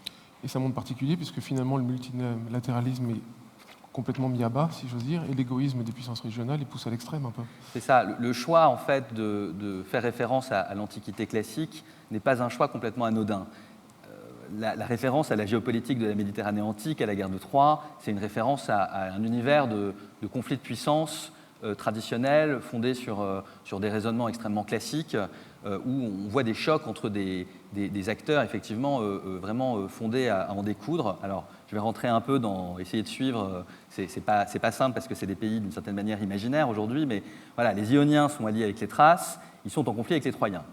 Carthage domine la Méditerranée, elle est alliée aux Ioniens et aux Thraces au sein d'une ligue hellénique qui est une ligue aux valeurs démocratiques. Troie, de son côté, est soutenue par Babylone, à la tête de laquelle il y a le roi des rois, et les Troyens entrent dans une phase impérialiste de leur histoire. Donc, c'est ça le scénario. Les armées troyennes, ça c'est important, elles sont aguerries, elles ont livré de nombreuses campagnes, elles ont fait la guerre dans l'Orient, en Cappadoce, en Bactriane, dans toutes sortes de pays qui n'existent plus. Voilà. Et l'Empire babylonien met à la disposition des Troyens une formidable capacité industrielle, car dans notre histoire, l'Empire babylonien est une puissance mondiale. Face à Troie, les Carthaginois, eux, ont investi massivement dans un programme que nous avons appelé le programme Salammbô, qui vise à doter la frontière orientale de l'Europe d'un réseau impénétrable d'hyperforteresses. Bon, en l'occurrence, moi, ça m'a amené à relire Salammbô et les guerres puniques. C'est un moment, si je reviens sur le scénario en tant que tel, donc on a une conflictualité entre guillemets classique avec une guerre de mouvement très forte, et très rapidement on a ces forteresses qui se mettent en place, et on a une espèce de statu quo qui s'installe, avec un no man's land entre les deux. Il y a un vrai basculement dans le scénario qui nous amène à cette conséquence inattendue de l'hypervélocité, qui est un peu une situation extrêmement figée en fait. Exactement, c'est ce qu'on cherche à illustrer dans notre scénario. La conséquence d'un certain nombre de tendances technologiques amène potentiellement à des situations de blocage de la guerre de mouvement. En l'espèce, dans le scénario, les troupes troyennes sont d'abord victorieuses, elles enfoncent un coin entre les Ioniens et les Thraces, elles installent une sorte de république troyenne de Thrace du Sud, fantoche, et on met en scène également une bataille navale où Carthage perd son vaisseau amiral, un porte-avions nucléaire qui est insuffisamment protégé. Et du coup, après une brève phase d'offensive, la zone se gèle. Peut-être qu'on va regarder, donc on a une vidéo. Non, on va préciser la notion d'hyperforteresse avant de regarder la vidéo. La zone se gèle et elle se structure sous forme d'un réseau d'hyperforteresses qui sont des dispositifs effectivement de défense qui sont construits de part et d'autre et entre lesquels se trouve un no man's land non protégé dans lesquels on a des attaques de drones, des coups de main de forces spéciales, etc. Et donc l'hyperforteresse devient le pivot de cette nouvelle guerre de position. Donc, pour préciser, l'hyperforteresse n'est pas physiquement une structure telle qu'on la connaît, mais on va revenir là-dessus, un empilement d'armes, de capteurs et de défense. Ce que je vous propose, c'est de regarder une vidéo qui illustre ce positionnement. En l'occurrence, il s'agit de la ministre de la Défense de Carthage, qui présente l'hyperforteresse européenne, Salammbô.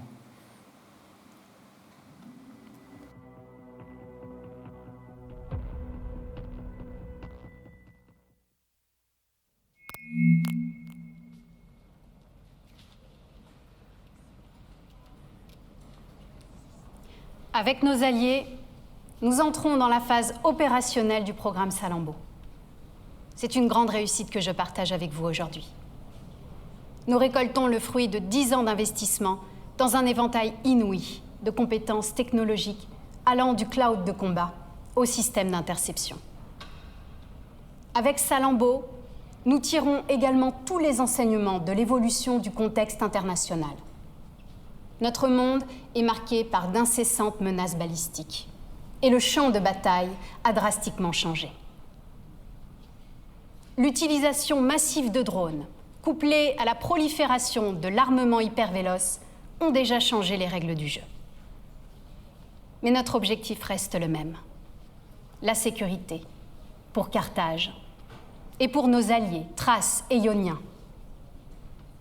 Salammbô déploiera un parapluie au-dessus de la nation et de l'espace commun européen face à l'intimidation constante de certains de nos voisins. Avec nos hyperboucliers, combinant l'identification instantanée de la menace et son interception, nous sanctuariserons nos territoires. Nous assurerons également la couverture de nos forces en opérations extérieures, face à des menaces conventionnelles, mais aussi hypervéloces.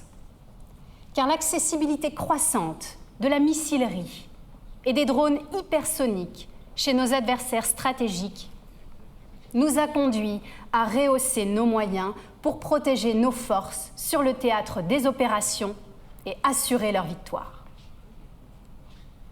L'histoire de Salammbô ne s'achèvera pas de sitôt. Dans moins de 10 ans, nous franchirons un cap qui nous permettra de déployer de véritables hyperforteresses. Le projet de loi de finances rectificatif a ainsi inscrit dans la planification budgétaire pluriannuelle un investissement sans précédent en faveur de notre projet. Je vous remercie.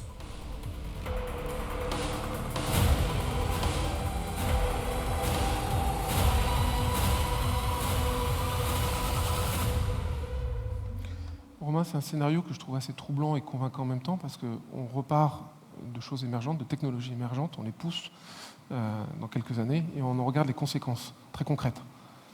Et par ailleurs, on ne fonde pas le scénario sur une seule rupture technologique qui serait une sorte de grand point de bascule ou de singularité, comme on le fait parfois effectivement dans les mauvais livres de science-fiction justement. On construit une histoire sur laquelle la guerre bascule en raison d'une accumulation d'évolutions technologiques qui sont déjà en train d'être développés ou déployés. Et donc c'est cette combinatoire d'évolution dans laquelle il y a au moins 4 composantes, les drones, l'armement hypervéloce, l'hyperforteresse et l'hypercloud, qui vont effectivement amener cette évolution de l'art de la guerre dans notre scénario. On peut commencer d'ailleurs par les drones. On voit bien que les drones commencent à être partout.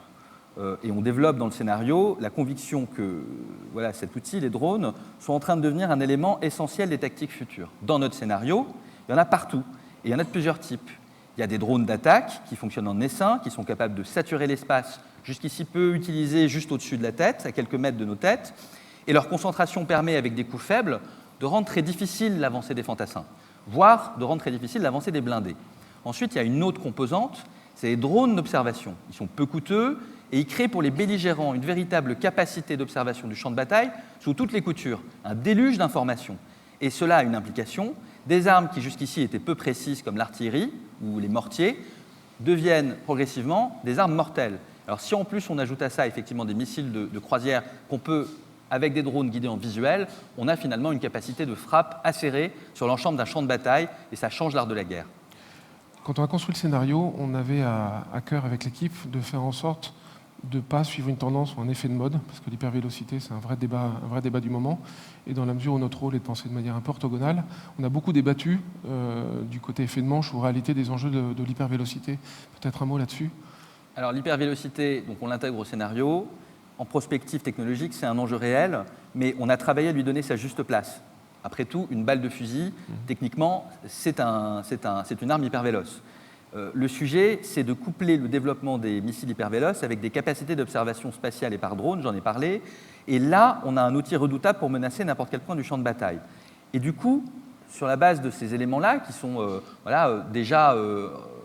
qui commencent déjà à être présents dans l'univers de la guerre d'aujourd'hui, on imagine toute une gamme de nouveaux armements, notamment des rôdeurs, qui sont des drones porteurs de munitions hypersoniques, qui sont dotés d'intelligence artificielle autonome, avec un rayon d'action extrêmement étendu. On imagine aussi des porteurs, qui sont des versions lourdes de ces drones. Voilà, on imagine toutes sortes de plateformes qui sont des satellites ou des dirigeables, des apps de haute altitude, qui permettent de tirer des salves de missiles hypervéloces.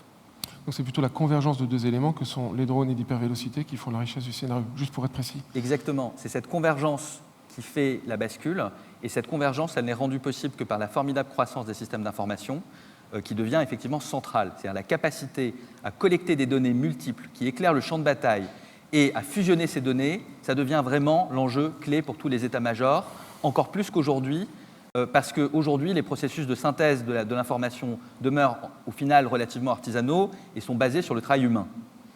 Ce qui est important quand on présente ces éléments-là, c'est de se dire qu'on est évidemment dans un débat interne à la Red Team et que notre sujet étant de venir ennuyer les forces françaises, on se pose évidemment la question dans ce cadre-là, c'est tellement rapide, du rôle de l'humain dans la boucle. Donc les militaires parlent d'humain dans la boucle, sur la boucle ou en dehors de la boucle, mais c'est un vrai sujet de débat entre nous quand on a créé le scénario. C'est un vrai sujet de débat parce qu'on est finalement en train de définir une place de l'humain qui est extrêmement assistée par l'informatique, parce que le mécanisme effectivement qui est celui de l'hyperforteresse, il implique une automatisation de l'analyse et de la réponse à la menace potentielle qui dépasse en vitesse la capacité de l'humain. Donc concrètement, on va plus loin que le paradigme habituel. On a un essaim de capteurs qui sont automatisés, mais dans le cas des forces françaises, on garde cette dimension humaine dans la boucle. C'est ça, mais la dimension humaine, elle est là effectivement pour paramétrer finalement la machine et pour construire le cadre global dans lequel ensuite des mécanismes autonomes vont se déployer. J'insiste là-dessus, cette notion d'hyperforteresse, c'est un vrai changement de paradigme, tant les capacités d'interception qui sont déployées dans ces outils que sont les hyperforteresses sont consommatrices d'énergie. Notamment parce qu'on imagine le déploiement de choses qui existent déjà, qui sont des armes à énergie dirigée, et ces dispositifs-là, ils consomment énormément d'électricité. Ça veut dire quoi concrètement? Ça veut dire que vous avez des dispositifs de défense qui sont extrêmement peu mobiles, qui sont très dépendants de sources d'énergie spécifiques. Effectivement, nous, on imagine des petits réacteurs nucléaires et qui sont fixés à un territoire qui est délimité et sur lesquels on va entasser des strates de technologie très automatisées, très liées entre elles, pour permettre l'interception de toutes sortes de menaces. Et c'est le moment où on s'est posé la question en se disant mais quel est le lieu idéal pour faire part de ces limites, notamment liées à l'énergie. Et on s'est dit super, porte-aéronef, on est en mer, automatiquement on va être un peu ennuyé.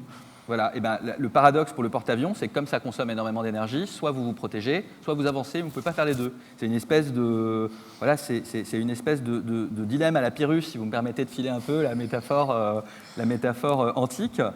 Et donc, on a des systèmes d'information extrêmement complexes, tout est intégré, on a des enjeux de coordination massifs, et donc dans le futur qu'on décrit, vraiment j'insiste là-dessus, la performance du système d'information, la performance de l'informatique, elle devient un atout clé pour gagner la bataille, elle devient stratégique, beaucoup plus qu'aujourd'hui, quand bien même le facteur humain et la préparation demeurent décisifs. On va montrer un exemple. Donc c'est on a poussé dans le futur, on a imaginé une forme de Twitch ou de YouTuber du futur. Donc vous allez voir que la gaieté des commentaires est totalement décorrélée de la situation qui est en train de se dérouler. C'est tout à fait volontaire dans la forme, ça ne nous engage pas sur la volonté ou un éventuel amusement que nous aurions envers la chose. Ce n'est pas du tout le cas. Je vous propose de voir ça en direct dans quelques années. Comment est-ce que ça se traduit pour un porte-aéronef ?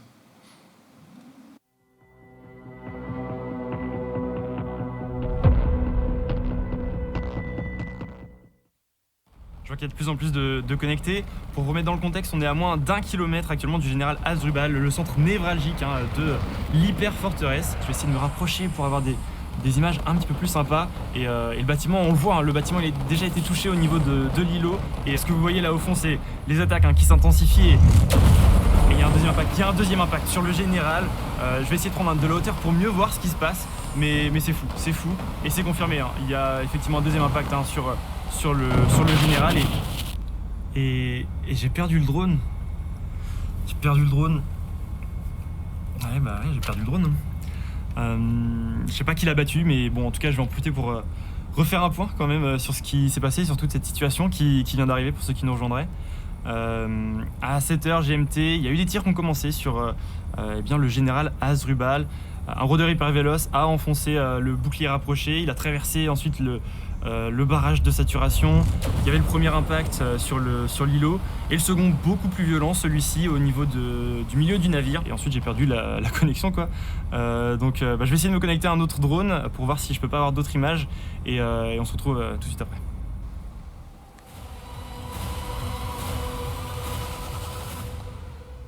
Donc vous l'aurez compris, nous, on a à cœur d'essayer d'incarner la situation pour pouvoir ensuite la traiter et en débattre.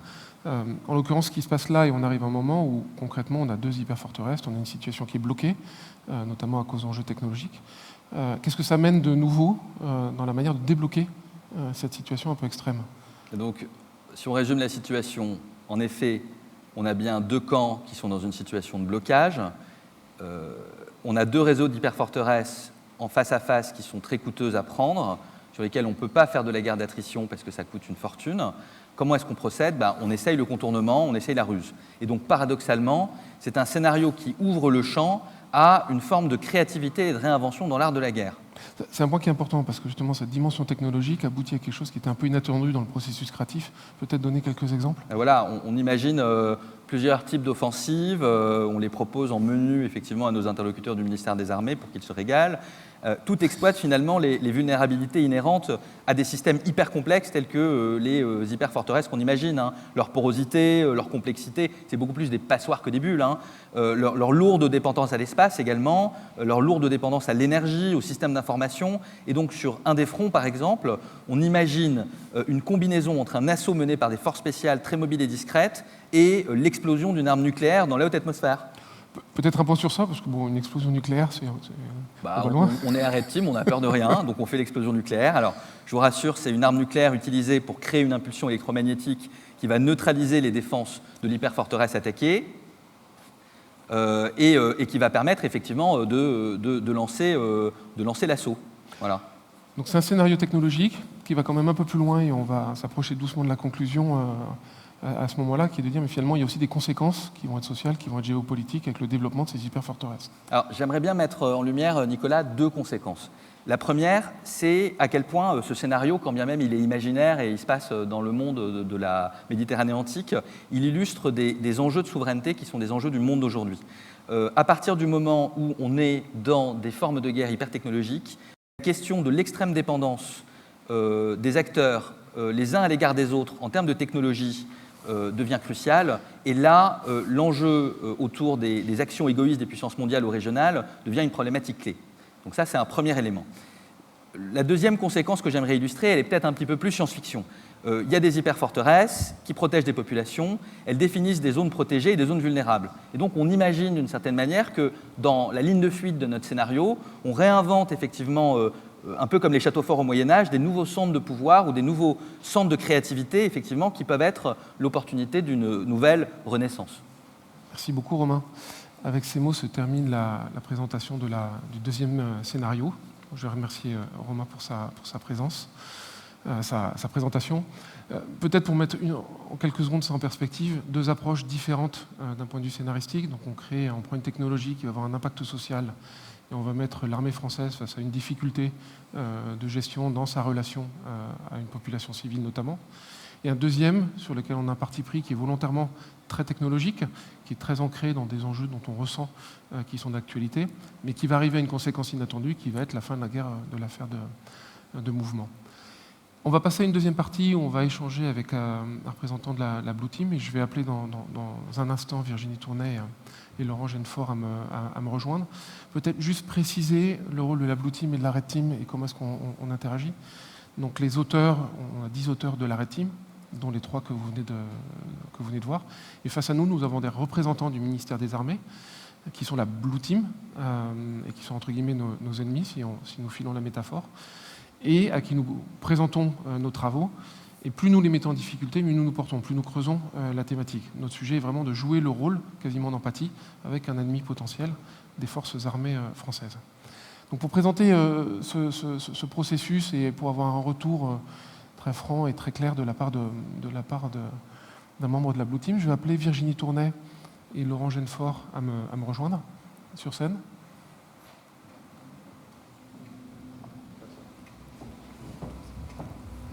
Et le colonel Guillaume qui suit.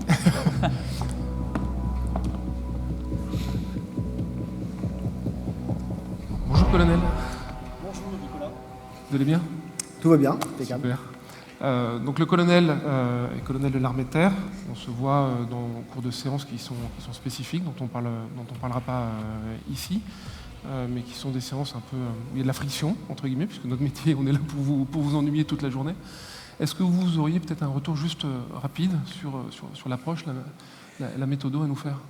Premier retour, en fait, sur le sentiment d'avoir été bluffé par le travail qui a été accompli, parce qu'il nous a procuré beaucoup de surprises et beaucoup de challenges, beaucoup de défis. Beaucoup de défis parce qu'on est sorti de ce champ prospectif qui est le nôtre, les 10-15 ans. Voilà. Ouais. Et donc, du coup, moi, ça m'a beaucoup intéressé et ça amène encore un certain nombre de questions que je voudrais échanger un petit peu aujourd'hui avec vous.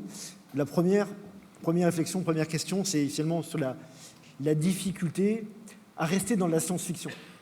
Est-ce que dans l'élaboration de vos scénarios, qui par certains côtés étaient extrêmement réalistes, à certains moments, vous n'êtes pas dit, finalement, je ne suis pas en train de faire de la science-fiction, je suis en train de faire de l'anticipation. Comment vous avez fait pour pas rester lié à l'évolution de la conflictualité telle que vous la voyez, aux évolutions technologiques? Voilà. Avant de passer la parole à Romain, juste un point. Le travail de la Red Team commence en 2030. Donc c'est important quand vous parlez du fait que la prospective entre guillemets classique militaire est à 10-15 ans, on commence vraiment un cran plus loin. Donc c'est un vrai sujet de débat dans l'équipe que de savoir où est-ce qu'on pose le curseur. À quel moment commence la science-fiction? Est-ce que c'est en 2030 ou en 2040? Tout le sujet. Moi, j'aurais tendance à dire que la différence entre de l'anticipation classique et de la science-fiction, elle est à la fois dans deux choses. Elle est dans la volonté de radicalité et dans le changement de paradigme. Et en fin de compte, ce qu'on cherche à faire, nous, dans nos scénarios Red Team, c'est effectivement ces deux choses-là. Par radicalité, j'entends un scénario d'anticipation aurait pris des briques ou des petits bouts, par exemple, du scénario hyperforteresse et aurait dit, en 2030, il y aura du déni d'accès à tel endroit, etc. Nous, on invente effectivement un monde ou une situation beaucoup plus radicale dans lesquels on va pouvoir tester à grande échelle, finalement, des concepts dont on sent effectivement l'émergence et qu'on va un peu gonfler aux stéroïdes, si je peux m'exprimer ainsi. La deuxième dimension, elle découle complètement de ça, et c'est cette notion de changement de paradigme qui, moi, me semble effectivement essentielle. Ce qu'on cherche à faire, c'est proposer des situations au ministère des Armées, et on n'est pas devin, on n'est pas là pour imaginer ce que sera le futur ou pour prédire ce que sera le futur. On est là pour proposer effectivement des points de bascule, pour interroger effectivement l'organisation et le mode de fonctionnement de notre interlocuteur ministère des Armées, et pour les mettre en inconfort. Et cette notion de, alors on dit aujourd'hui, le mot à la mode c'est disruption, mais voilà, de rupture, de crise effectivement qu'on essaye d'organiser, il implique en même temps la radicalité. Donc je pense que c'est là effectivement la différence entre les deux. D'accord. Pour compléter ce que vient de dire Romain, moi j'ai tendance aussi à penser que l'usage, la place de la fiction qu'on a accordée dans nos scénarios est directement liée à l'objet étudié. C'est-à-dire que penser, imaginer les menaces dans 30 ans ou 40 ans, je pense que la prospective scientifique, effectivement, ne suffit pas parce qu'aujourd'hui, on est plongé dans un monde qui est complètement interconnecté et qui est marqué par une forme de dérégulation du marché de l'information avec Internet.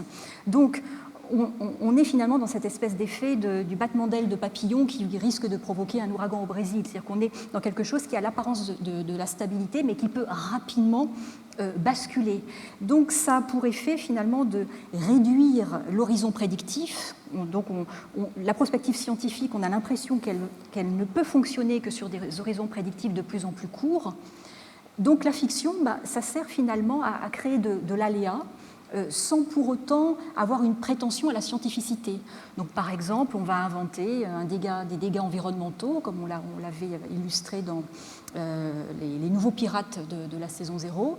On va modifier les règles de fonctionnement de la société pour voir ce que ça fait par rapport à certains signaux faibles. Donc, on est finalement dans une forme d'expérimentation parce qu'on a le sentiment par rapport à cet objet que la prospective scientifique n'est peut-être pas suffisante, je dirais, pour penser ce qui pourrait potentiellement arriver dans 30-40 ans, mais sans avoir non plus une prétention à faire de l'anticipation. Ça, c'était sur la méthode, l'approche méthodologique. Est-ce que sur les scénarios, vous avez une remarque particulière ? J'ai deux remarques. La première, sur le scénario, sur l'hyperforteresse, en fait. Il y a vraiment un paradoxe très fort dans ce scénario, qui, moi, m'a marqué. C'est celui de l'hypermodernité, l'hypervélocité, qui, finalement, a un effet régressif, puisqu'on arrive à l'immobilisme. Et alors, ça rejoint un certain nombre de préoccupations que l'on a aujourd'hui sur, finalement, le degré de technologie que l'on doit acquérir et toutes les questions sur le low cost, et tous les équipements low cost.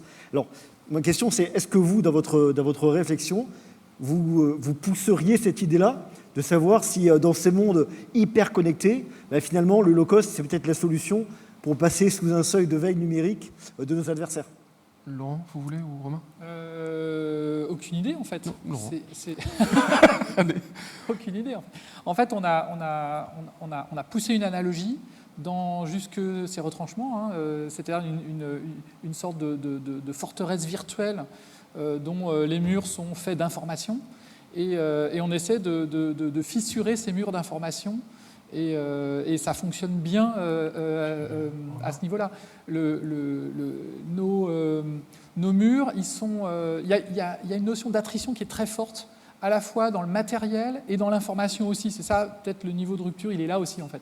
C'est de penser une hyperforteresse, pas seulement dans sa façon dont ça va épuiser des vagues de drones, des vagues de soldats qui vont être envoyés pour surveiller un peu en permanence. C'est cette espèce d'épuisement permanent, c'est une espèce de trou sans fond, une hyperforteresse.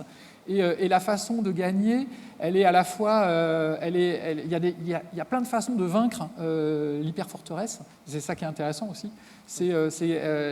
On peut vaincre une hyperforteresse au niveau militaire, on peut la vaincre au niveau économique, au niveau moral. Voilà. Nous, on a essayé de faire un système complexe, très très complexe, qui peut être mis à bas de plein de manières, et on pousse les armées françaises à essayer de sécuriser tous les fronts, quoi. C'est une espèce de... C'est pas un enfer tactique, mais c'est un enfer presque stratégique pour vous. En 30 secondes, Romain, peut-être, avant une question sur la ruse. Un autre élément supplémentaire, mais en articulation avec ce que vient de dire Laurent, c'est vrai que ça fait partie des choses qu'on envisage en réalité dans le sous-jacent du scénario, c'est-à-dire qu'on met aussi en scène la prise d'hyperforteresse par de l'infiltration, la prise de l'hyperforteresse par des tactiques qui ressemblent à la façon dont les Nord-Vietnamiens se sont attaqués à certaines positions américaines. Enfin, il y a toute cette dimension-là de finalement, quand on est bloqué par la technologie, il y a des solutions de contournement, et parmi ces solutions de contournement, il y a le low-tech, il y a le low-cost. En fait, ce que j'aime bien dans cette réponse-là aussi, c'est qu'il n'y a pas de réponse. C'est-à-dire que ça nous invite finalement à chercher, à poursuivre un peu les réflexions. Et ça amène à mon autre question. Dans le scénario, dans l'autre scénario, le thème dominant pour nous, les militaires, c'est finalement celui des infosphères. Les crues, les évacuations de ressortissants, j'ai envie de dire que c'est presque du connu. Et donc on voit tout de suite quels sont les outils qu'on pourra mettre en œuvre. En revanche, pour les infosphères, on a beaucoup plus de mal à trouver. Donc en fait, je cherche la recette. Et moi, j'aimerais savoir si au cours de votre réflexion sur l'élaboration de ces scénarios, pris par le jeu, pris par le rythme, vous avez commencé un petit peu à réfléchir sur quel pourrait être finalement le système, ou le système de système, pour prendre les termes qu'on emploie aujourd'hui, qui permettrait finalement je dis pas de contrôler, mais au moins de se mouvoir avec sécurité dans ces milieux. Je pense qu'on va vous dire que ce n'est pas notre métier, Virginie, mais on est là pour vous ennuyer. C'est une question très, très ambitieuse. Alors, je dirais, dans un premier temps, non, parce qu'on est la Red Team, et donc notre objectif, c'est de mettre à l'épreuve, de mettre en difficulté les armées et d'essayer d'imaginer ce que vous n'avez pas encore imaginé. Donc, notre premier défi, c'est vraiment celui-là, de construire un monde qui vous met en difficulté. C'est le cas, c'est le cas, il n'y a pas de problème. Donc, maintenant, peut-être effectivement, dans la façon dont on a fabriqué nos mondes, en fait, on voit effectivement apparaître des mécanismes. Et dans les scénarios ruses, en fait, avec cette réalité qui est continuellement modifiée, ça renvoie à une logique de déspécification de la guerre, c'est-à-dire qu'il y a une porosité entre les situations de paix et les situations de guerre. On est dans quelque chose d'extrêmement flou, dans une sorte de société liquide. Et puis, on voit que l'action militaire elle-même est aussi importante que l'image que la population peut en avoir. Donc, tout ce qu'on peut dire, mais bon, c'est pas vraiment une réponse, c'est qu'en fait, la réponse ne peut pas être strictement militaire. C'est évident. Maintenant, je dirais la réponse, les réponses à trouver. C'est déjà un élément de réponse très important pour nous. C'est votre sort. Super. Colonel Guillaume, merci beaucoup. Merci à vous de nous laisser. Merci pour ces échanges. Merci.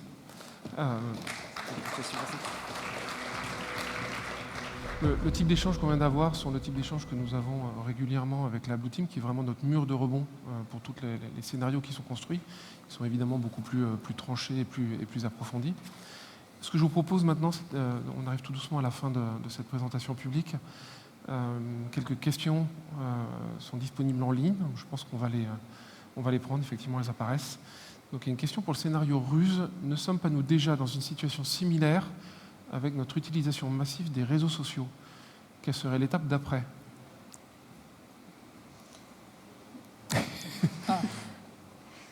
En fait, c'était justement une proposition. Les safe spheres, c'était une... Oui, c'est vrai que ça pousse les réseaux sociaux dans leur retranchement, mais pas juste dans leur retranchement négatif. C'est ça qui est intéressant, c'est qu'en fait, c'est aussi un espace consensuel. C'est une façon d'investir de travestir l'espace sans l'investir. Le fait d'avoir de la réalité augmentée, le fait est qu'on ne modifie pas l'espace physique. Donc et en plus de ça, ça fournit des services. Comme effectivement ce que font les réseaux sociaux actuels, qui fournissent des services qui, pour le coup, ne relèvent que du réseautage, enfin de la façon de mettre les gens en relation, quoique avec LinkedIn et d'autres trucs, ça peut avoir des répercussions vraiment sur l'emploi, par exemple. Mais là, on a généralisé à la sécurité publique, des tas de politiques. Alors, nous, l'apport, ça a été aussi que ça se passe, c'est le contexte, c'est que ça se passe aussi dans un État qui est quasiment failli. Et les réseaux sociaux, c'est là le point de bascule, c'est que les réseaux sociaux ont ont commencé à prendre le pas sur l'État, sur les prérogatives régaliennes. Et donc, les réseaux sociaux ne sont plus que des réseaux sociaux, c'est aussi des réseaux légaux ou semi-légaux. Donc voilà, c'est davantage qu'un réseau social, ce qu'on a fait en réalité. Oui, alors effectivement, pour compléter ce que vient de dire Laurent, il y a aussi une dimension très importante dans le scénario Ruse, c'est le fait que les safe spheres touchent la dimension sensorielle et tout ce qui est immédiatement familier, c'est-à-dire qu'on est en présence de boosts perceptifs qui vont modifier, je dirais, à la fois l'audition, ce qu'on peut observer et tirer comme information du monde extérieur. Donc il y a à la fois le fait que ce sont vraiment nos sens qui sont touchés par cette altération de la réalité, et aussi peut-être à la différence des réseaux sociaux, mais là on est vraiment peut-être davantage dans une notion de quantitative que qualitative. Les safe spheres, on est dans l'idée d'une altération de la réalité qui est continue dans le champ perceptif. Alors qu'effectivement, avec les réseaux sociaux, il y a des temps de connexion qui sont assez importants au quotidien, on le sait, mais on n'est pas encore dans cette espèce d'oubli du fait qu'on est en contact avec un réseau social. Alors que les safe spheres, on peut avoir le sentiment que cette réalité déformée est le réel réel. Énorme enjeu de sécurisation entre guillemets du réel, dont on parle, de certification même, dont on parlait tout à l'heure. Romain, en une minute. En une minute, il y a une expression qui n'est pas de moi, mais qui est d'un de mes co-auteurs, que je trouve très belle dans ce rapport, qui est l'idée que les safe spheres, et ça s'applique aussi aux réseaux sociaux, sont d'une certaine manière le liquide amniotique dans lequel les sociétés baignent dans le futur. Et ça signifie qu'ils sont à la fois un problème, mais en même temps une réalité très difficilement contournable. Et c'est ça le point essentiel, c'est qu'il va falloir faire avec. Merci beaucoup. Peut-être une question sur l'hyperforteresse, et on reviendra après éventuellement sur la ruse, donc on en a deux. Des hyperforteresses dans un monde qui s'intéresse à l'écologie, est-ce réellement pensable ? Bonne question. Non, mais c'est un vrai sujet, on a très parlé bonne question parce d'énergie, que c'est un sujet incroyable. Ouais. L'hyperforteresse est très coûteux en énergie, donc extrêmement peu écologique. Là, on parle clairement de quelque chose où l'écologie passe en second, tout bêtement, parce qu'il s'agit de protéger un territoire. Et clairement, je doute qu'il y ait vraiment une guerre écologique d'ailleurs. Enfin, je veux dire, avec des préoccupations écologiques de base, mais ce serait un début de scénario intéressant, en fait, d'ailleurs. Romain ? Non ? Pas mieux. Pas mieux. Deuxième question, vu l'importance, ça c'est un vrai sujet, vu l'importance des cyberattaques aujourd'hui, comment penser des hyperforteresses qui se construisent autant sur du numérique ? J'espère que ça a été bien partagé ça, mais on est vraiment sur un empilement et des systèmes d'information qui sont extrêmement complexes, qui fragilisent d'autant un système qui se veut entre guillemets absolu en fait. Alors ça c'est vraiment le sujet sous-jacent des systèmes d'information, et je trouve que cette question est excellente parce que en effet, l'hyperforteresse, c'est l'hypercomplexité, c'est l'articulation entre différentes armes, différents corps d'armée, différents types de dispositifs, et tout ça crée effectivement des systèmes d'information en patchwork qui sont très compliqués, avec des synapses fragiles. Bon. Et donc, on sait bien que la complexité et le bazar, ça augmente de façon exponentielle par rapport au nombre d'items d'un objet, en fait. Et donc, on est effectivement dans un monde, avec les hyperforteresses, c'est ça le paradoxe, d'hypertechnologie et d'inviolabilité dans le monde physique, et en même temps d'extrême porosité par d'autres canaux. Et c'est là, effectivement, qu'on bascule d'une description de ce monde comme un monde où il y a un blocage de la guerre de mouvement à une réinvention des règles, effectivement, du contournement qui permettent de repasser à l'offensive par d'autres moyens. Laurent ou Virginie sur... Non. Une troisième question, on en prendra peut-être une quatrième. Et ça, c'est un vrai sujet qui était de débat parce qu'il y a cet enjeu d'échange de salves, comme disent les militaires. Est-ce que les armes hyper véloces ne sont pas un retour probable de la guerre préventive ? Il y a cet enjeu de je tire premier ou je perds, entre guillemets, mon asset, et qui a été un sujet de débat. C'est une question, elle est un peu technique, mais est-ce que... Non, mais c'est un sujet de débat, c'est-à-dire qu'à partir du moment où on dispose effectivement de plus en plus de ce type d'armement, et où la défense devient de plus en plus coûteuse, parce qu'il y a aussi une dimension économique, c'est-à-dire je dispose de toute une panoplie de choses pour pouvoir attaquer l'ennemi. L'ennemi, pour se défendre, il pourrait se défendre, mais ça coûterait une fortune, et nous, on met en scène ces hyperforteresses, ça coûte une fortune. Voilà, c'est des programmes, c'est ce que raconte la ministre dans la petite vidéo, ça dure 10 ans, 20 ans à développer, ça engloutit des pourcentages, des points de pipe, quoi. Là, la question qui se pose, c'est de revenir à un univers qui est celui effectivement qu'on a connu dans les années 50, où celui qui gagne, c'est celui qui fait la première frappe, et où on est donc dans une course aux armements. Ce n'est pas le scénario qu'on a construit, parce que nous, ce qu'on voulait illustrer, c'était effectivement une autre possibilité. Mais en effet, en germe de notre scénario, il y a un autre monde possible, il y a une autre uchronie. Alors ça se passerait peut-être dans la Rome antique plutôt que dans la Grèce antique, où là, effectivement, on serait dans des situations de course aux armements assez similaires à ce qu'on a connu dans les années 50-60, clairement. Oui, parce qu'en fait, nos hyperforteresses, elles se regardent en chien de faïence. Et c'est plutôt une surveillance de territoire plus qu'autre chose, en réalité. Avec un no man's land entre les deux. Ok. Merci beaucoup. On va prendre une dernière question, qui est celle qui est en train d'apparaître. Est-ce que les scénarios qui ont été développés prennent en compte les événements climatiques extrêmes qui seront plus fréquents en 2040 ? Tout de suite pour Virginie, mais c'est un vrai sujet dans la méthodologie, qui est de dire finalement, dans notre code de plausible, de vraisemblable, quels sont les éléments que nous prenons en compte comme étant fixes. Et pour dire ça plus simplement, nous prenons comme étant en compte les grands objets de l'armée française, donc le futur porte-avions, etc. Mais il y a aussi, dans le contexte général, des éléments de ce type-là. Oui, alors effectivement, on a opéré la distinction entre les menaces intentionnelles et les menaces non intentionnelles. Et effectivement, les événements climatiques sont à prendre en compte, déjà par rapport effectivement aux conséquences, aux dégâts humains engendrés, mais aussi on a mobilisé une situation de crue dans notre scénario sur la ruse, pour illustrer aussi la difficulté dans un contexte de désordre environnemental, la difficulté à identifier les comportements suspects. C'est-à-dire que ça ajoute de la complexité, ça ajoute du fog of war dans des situations, dans des théâtres d'opération où déjà l'identification des menaces intentionnelles est compliquée par la sursaturation d'informations. Donc nous, on l'a effectivement mobilisé, mais plus, je dirais, pour appuyer cette idée du fog of war que pour traiter véritablement la question climatique, comme on l'a fait dans le cadre de la saison 0 avec les nouveaux pirates. Parfait. Et pour les forteresses, pareil, en fait, tous les événements climatiques, qu'ils soient extrêmes ou pas, ça fait partie d'une pression sur la plasticité de l'hyperforteresse et de ses capacités de surveillance, même quand le territoire change, c'est quelque chose, les événements climatiques qui font changer un territoire de nature, une terre ferme va devenir quelque chose de mouvant, la côte va se redessiner, etc. Et ça met à l'épreuve la plasticité, l'adaptabilité de notre bouclier. En fait. Parfait. On va terminer cette partie, on va arriver à la conclusion de cette présentation. Virginie Tournay, merci beaucoup. Romain Lucaso, merci. Laurent Genefort, merci. Je vais vous demander de quitter la salle. Et je vous laisse aller.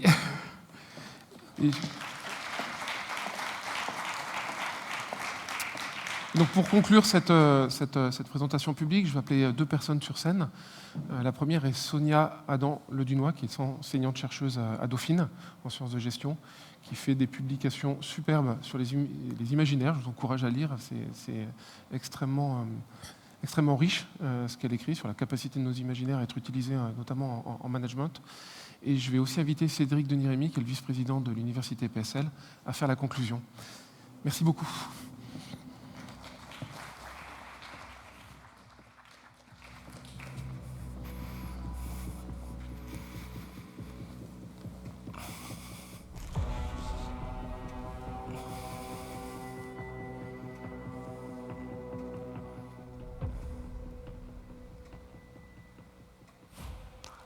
Bonjour Sonia Adam-Ledunois.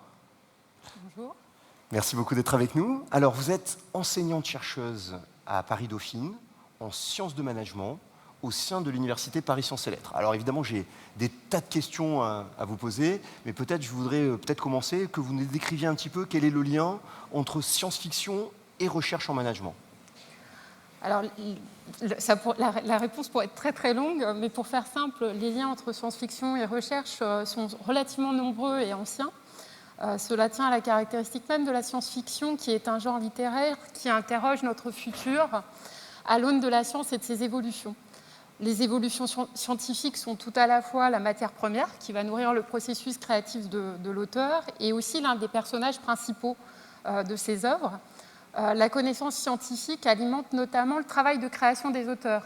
C'est grâce à cette expertise que l'imaginaire des auteurs peut s'inscrire dans un cône de vraisemblance sur le plan scientifique. Et ce cône de vraisemblance est important. La science-fiction doit être plausible dans sa projection du futur à long terme, même si elle n'est pas réaliste, comme pourrait l'être, par exemple, la prospective. D'accord. Et en sens inverse, donc à l'opposé, en quoi cette science-fiction, elle peut venir nourrir les recherches? Les œuvres de science-fiction vont contribuer de façon explicite ou implicite à nourrir la recherche scientifique au moins de deux façons. Tout d'abord, les œuvres de science-fiction nous offrent une description fine d'un futur hypothétique, tout en encapsulant les représentations de notre époque. C'est donc un miroir de nos représentations contemporaines, de nos craintes, mais aussi de nos fantasmes face aux mutations en cours, sur le plan technologique, sociétal ou géopolitique. C'est donc un matériau qui est particulièrement utile pour décoder le présent. Et puis la science-fiction, c'est également une fenêtre sur le futur. Et les imaginaires associés, désirables ou anxiogènes, finalement, la science-fiction nous donne à voir ce que pourrait être notre futur. Et à bien des égards, cette science-fiction va venir façonner nos propres représentations de ce futur lointain. Certains voient même dans la science-fiction une certaine forme de prophétie autoréalisatrice. Donc les chercheurs, bien évidemment, peuvent emprunter cette porte sur le futur pour nourrir leurs travaux de recherche. Et d'ailleurs, des films comme Star Trek ou Minority Report ont alimenté le travail de laboratoire de grandes firmes américaines. Merci beaucoup, Sonia. Alors, on a bien vu dans le premier scénario comment, quelque part, c'était un reflet que vous évoquez de la société actuelle, ces fameuses safe spheres. Et on voit bien en quoi, dans le deuxième scénario, la recherche sur le plan technologique peut présenter un intérêt sur des technologies de rupture, des technologies disruptives. Mais en quoi, justement, il y a un intérêt pour la recherche en management? Alors, rappelons tout d'abord que la science-fiction épouse les courants idéologiques à chaque époque. Marxisme, totalitarisme ont été des sources d'inspiration, bien entendu, mais aussi les mutations du capitalisme ou de l'économie virtuelle plus récemment. Et la science-fiction peut être mobilisée par le chercheur en management comme un révélateur des mots et des fantasmes de l'économie réelle ou de l'entreprise. L'entreprise, dans ces œuvres de science-fiction, y est souvent représentée comme méga-organisation, tentaculaire, déshumanisée, voire entreprise totalitaire. Et au-delà de ces représentations dystopiques, les œuvres de science-fiction traitent pour la plupart de débats de société actuels.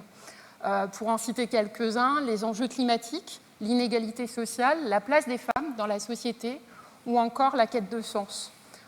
Pour un chercheur en management, la science-fiction constitue donc un matériau riche à exploiter, utile pour repérer et analyser les dérives possibles de systèmes sociaux ou d'organisations en devenir. Par exemple, quelle est la place des GAFAM, ces fameux Google ou Facebook, dans nos sociétés contemporaines? Quid de la virtualisation des espaces de travail ou encore des collectifs auto-organisés?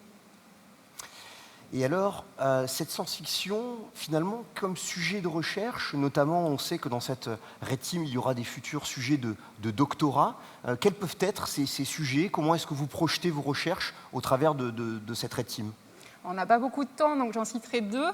En quoi la science-fiction contribue à générer de nouveaux espaces de raisonnement qui sont débarrassés des contraintes du réel et donc peuvent être utiles pour repenser l'organisation sociale ou le rapport aux ressources naturelles, par exemple. Et puis en quoi la science-fiction peut constituer un instrument de prototypage de nouvelles formes organisationnelles ou de nouvelles pratiques managériales. D'accord. Et cette Red Team aujourd'hui, donc ce projet, quel est son rôle et quel est le rôle de la recherche au sein de la société, dans le sens quel peut être l'impact? Est-ce que les universitaires doivent avoir un impact sur cette société? Quel va être votre rôle au-delà finalement de simplement cette recherche? Alors trop souvent, la recherche scientifique est perçue comme très très décalée du terrain et de la décision publique. Bien entendu, il ne s'agit surtout pas de remettre en cause la recherche fondamentale, elle est essentielle pour faire progresser la science, mais elle ne constitue pas la seule approche possible. De nombreux chercheurs en France, grâce à leurs travaux, devraient pouvoir contribuer directement au débat public, à l'amélioration du fonctionnement de la société. Et pour cela, il importe bien entendu qu'un dialogue puisse s'établir entre science et société, entre le monde de la recherche et les acteurs publics. Le projet Red Team est intéressant de ce point de vue, me semble-t-il, car il constitue un espace de coopération entre acteurs publics, la société civile, nos auteurs de science-fiction, et les chercheurs. Merci beaucoup Sonia Le Dunois. Ça donne envie de venir faire une thèse avec vous à l'Université Paris Sciences et Lettres sous votre direction. Donc j'espère qu'on ne recevra pas trop de messages et de sollicitations, mais on regardera les candidatures. On pourra retrouver vos travaux sur le site de Red Team, donc redteamdefense.org.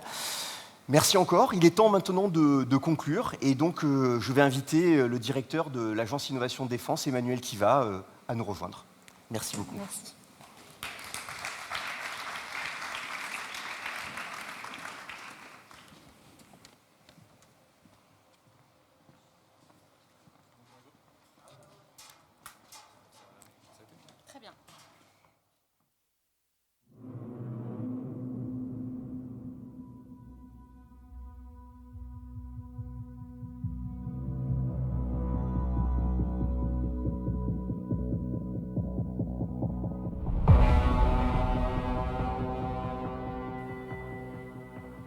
Oui, encore un discours, mais ça ne va pas être très très long. Donc, mesdames et messieurs les élus, mesdames et messieurs les acteurs, actrices de l'industrie de la recherche, monsieur le vice-président de l'Université Paris Sciences et Lettres, mesdames et messieurs, chers amis, y compris tous ceux qui sont en live sur Twitch en ce moment, je peux vous dire que être en live sur Twitch pour le ministère des Armées, en soi, c'est une innovation. Bon, vous avez pu constater ce qu'était la Red Team, ce qu'était cette nouvelle initiative du ministère des Armées qui n'en est aujourd'hui qu'à son début, et vous l'avez constaté en seulement quelques mois, et je tiens très vivement et très sincèrement à remercier toutes les équipes pour le travail considérable réalisé sous une pression temporelle assez extrême. Nous avons pu visionner des possibles, imaginer des menaces et anticiper des futurs. Et d'ailleurs, moi, depuis ce matin, puisque nous avons eu une autre séance de restitution, je suis de moins en moins serein. Bon. Je l'ai dit ce matin en ouverture, j'ai un très vif plaisir à vous voir rassemblés tous ici dans ce magnifique théâtre du Trianon. Le directeur de cabinet de Madame la Ministre l'a rappelé, c'est un lieu chargé d'histoire et je pense que quelque part, nous contribuons modestement à une nouvelle histoire de ce lieu et de notre ministère. Car s'il s'agit d'une expérimentation, ce n'en est pas moins une première pour le ministère des Armées.